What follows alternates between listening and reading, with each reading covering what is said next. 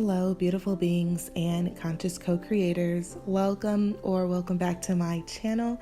Thank you guys so much for watching. A special thank you to those of you guys who have hit that subscription button. And thank you so much for clicking on this video. I appreciate you. This video is similar to the last video that I did, which I will link in the description box down below. But basically, I go to the cards just to ask questions for myself. And I post them because, like I always say, you know, I could be going through something and getting some sort of clarity, guidance that may help you in whatever journey you're going it through or about to go through, because we're all connected and we have similar experiences. They may not be similar in details, but they're similar in nature. And so I post them. And so today's video is similar to the last one in that I'm going to the cards. This video, I specifically was asking the cards to show me what is not so clear. And what I found is that it was addressing something that I personally have been unable to overcome for several years now, which is getting back to my pre-depression physical self. That's what I'm calling it. And I don't really want to spend this video detailing the specifics of, you know, what happened to get me to that point. But I will acknowledge that I have mastered the ability to give myself and accept unlimited excuses as to why I have yet to embark on the journey and the process that is me getting back to a healthier and better version of myself. And, you know, I want to ask whoever is listening to my voice right now, is this something that you can relate to? Is there something that you've been slacking on? Something that you know you need to do, but it's something that you have yet to actually start to set in motion?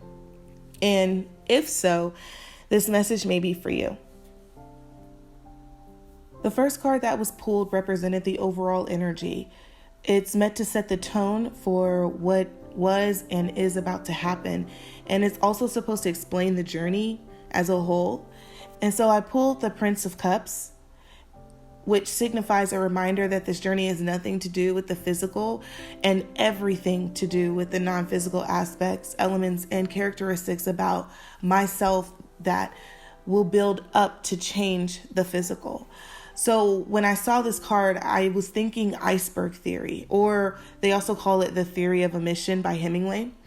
And the iceberg principle or theory is one that suggests that we cannot see or detect most of a situation's data. The theory applies to systems and problems as well. It's originally used to explain the way Hemingway wrote his novels and his books.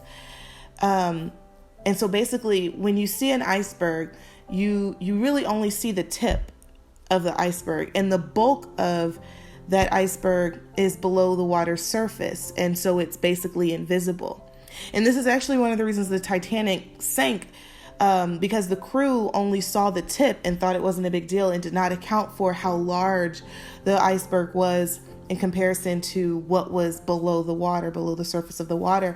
And I thought of this theory because a lot of times we see the result of something, but we don't always see the journey, the process, the struggle, the suffering that an individual may have went through to get there. We only see what the result is. So when you see someone successful, for example, we don't always see what it took for them to get there. We don't know what that process looked like for them. We just see money and fame.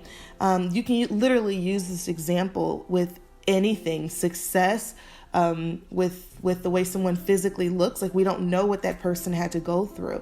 And so I thought of the iceberg theory because there's so much that this journey that I am supposed to be journeying on and embarking on. And I believe for some of you guys who relate, there's also a journey for you that you need to embark on that you may think has to do with one aspect or one thing, one element, but it's so much deeper than that. It's so much deeper. The rabbit hole goes so far down that you have no idea. So the book says that Prince of Cups is here to remind us to look inward for love and harmony before looking to anyone else. And so I want to ask you, are you substituting someone or something to fill a hole or void that only you can fill and tend to? See, I know for myself, I tend to put the needs of others ahead of my own when I don't feel like sitting in my own shit and dealing with myself. So in a way, I'm suppressing taking care of myself in whatever way I need to, however long that process needs to take. And I can sit here and be honest with you guys today that is something that I am needing to address and stop doing. So again, I'm asking you guys in this hour of honesty, essentially, is again, are you substituting someone or something to fill a hole or void? And again, if so, further down this reading, we're going to go into solutions for you. So the next two cards are Six of Cups and Two of Discs. They represent where my mind is and where my soul lies, respectively.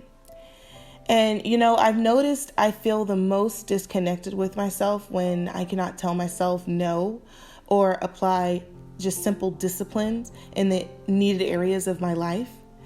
And so Six of Cups for me says that the mind wants to keep a veil over our eyes. It means that your ego is holding you back or even keeping your consciousness focused so much on the past so that you're not able to visualize your future and take massive action in the present. Six of Cups brings all of the nostalgic feels back to you and keeps you fixated on what was or how things used to be. The book uses the keywords inner child, naive happiness, and comfort. And considering the purpose of the reading, Six of Cups is essentially why we are disconnected from truth and reality in the first place. And I believe that the Prince of Cups comes here to remind us to move forward and through those uncomfortable moments and experiences to learn, grow, and reconnect with ourselves. And the Two of Discs makes me feel like my higher self, my rock star, which if you don't know what that is, I'm going to link the video in the description box down below. But it makes me feel like my rock star is fed up with my foolishness. I mean, literally just sick and tired of the excuses and the procrastination that I have been giving myself.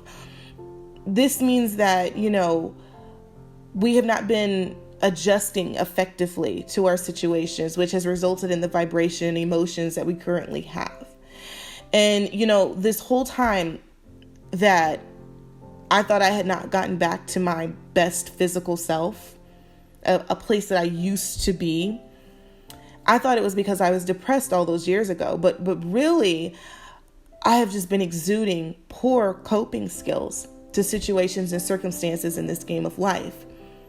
And you can title it however way you need to title it. But for me, removing certain words and shining light on my actions and how my actions have gotten me to certain situations and going and reflecting on that does a lot for me. So what I've realized is that I haven't adjusted and adapted the way that would most serve me in the past. And I'm seeing that it's now time to stop playing around and really to stop existing in a lukewarm life because it's not meant for me. The book states that the Two of Discs serves as a reminder that ups and downs are inevitable and that we need to remember that the only constant in life is change itself. The last two cards represent the problem and the solution, and they are the Universe card and the Seven of Wands. And so the Universe card that comes in under the problem card shows that there is a disregard for the amount of time that was given to us to correct the issues and finish out this test and or cycle. One thing about it, some will head into a karmic cycle if the change within self does not occur. That's what I heard. That applies to me, and that may even apply to you if this is something that is really resonating with your core. The universe signifies a completion coming. So ready or not, the door is closing. And, you can prolong your healing all you want. You will stay stagnant and suffering for another round, possibly another lifetime. That was also another download that I was hearing when I was sitting there listening to Spirit as I was pulling these cards.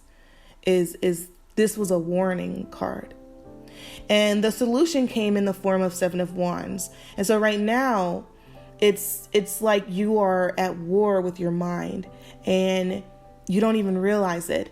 And when you're not on one accord with your soul, the flesh will rule and get you into a lot of trouble, situations that you don't want to be in. 7 of Wands says it's time to stand up and fight and stop letting life happen to you and be more proactive.